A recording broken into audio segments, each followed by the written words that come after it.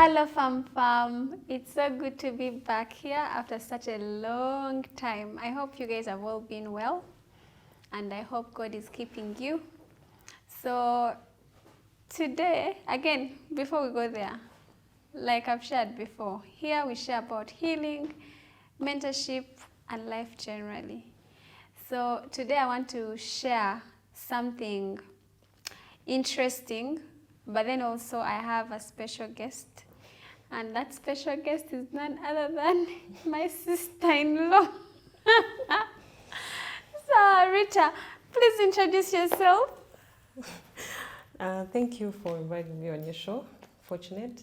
My name is Rita Flowers, and yeah, I'm glad to be on the show. We'll just talk something small, but yeah, I'm happy to be here. Okay, so guys, I was laughing because of what we're going to talk about. So this November, my spouse and I, my partner and I make 6 years. I think about 6 years, but that doesn't include the year of cohabitation. So today we specifically want to talk about some of the things that kill the spark along the way. And of course, I couldn't think of a better person to invite here to share other than my sister-in-law. So Rita, tell us, what are some of those things?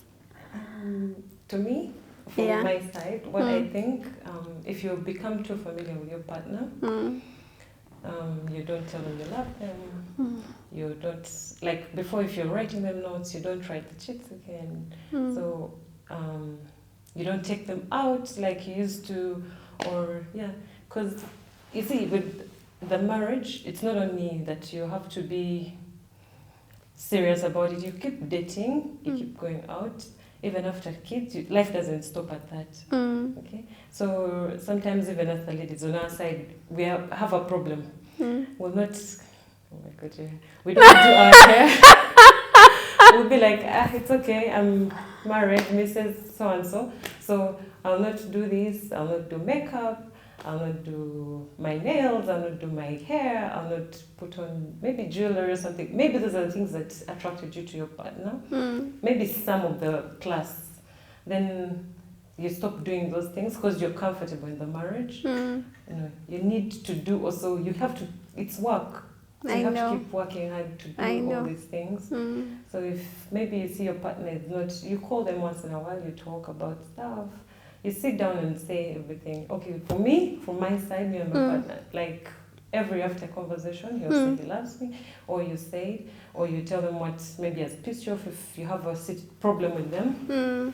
Then also, sometimes if he's at work and he's busy, he'll text you. He's like, oh, I'm busy, I can't talk like right now.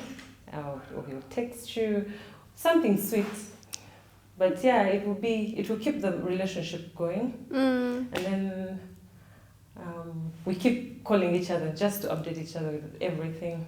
If you're not happy with the person, you just tell them, maybe we'll go out for a drink or something, and then you sit down and talk about it before you get intoxicated or something. Okay. Yeah, so I advise me personally, I'm not the best, but even it's work. It's work in progress. So we keep the communication. You have to tell your partner at least once in a while, just go out. So that you have to go for an expensive dinner. Even if you take a walk together, you can talk about stuff because it will relax your mind. Or in your bedroom, you can, talk about something, have dinner together at home, prepare a meal kit. If you have kids, you can take them somewhere. And they stay with maybe aunties, uncles or something for just a few hours and then just have your time. Don't worry, I'll be shipping my daughter to abroad very soon.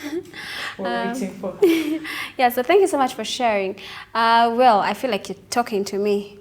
Hair, makeup, what? But then also... makeup also, but just by brow and eyelash and then lipstick and that's it. Okay. Plus nails. Okay.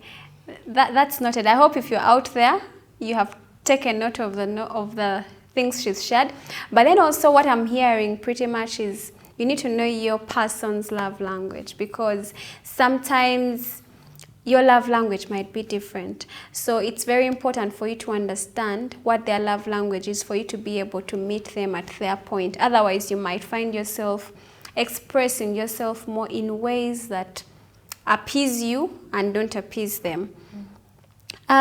So what do you think is the best advice somebody has given you in the past regarding your relationship that has worked? For me, the best they've given is communication. I'm the worst when it comes to communication, especially with anything.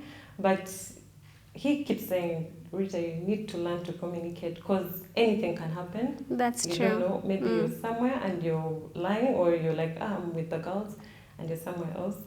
So it will like break the trust. Absolutely. Once the trust is gone, then there's nothing you're going to try to get a hold of again. Yeah, but do you think trust can be rebuilt? It will not be the same. It will never be the same again. It can't. Okay, so what would you tell somebody out there who is trying to figure out how to communicate better and to also build trust? That's a broad thing. Communication, I think you just have to try and communicate. Sometimes I would set a reminder and say I will have to call, I have to maybe text. Yeah, and with trust, that one I'm not so sure what you can do. Trust is hard. Trust is earned. It's earned, yeah, that's true. You true. can't force someone to trust you again. If I don't trust you, you're not going to do anything to make me trust you or believe what you're saying, because I'll be done. I'll be like, but do you think it's possible to rebuild the for trust? some people, but for me, my side, no.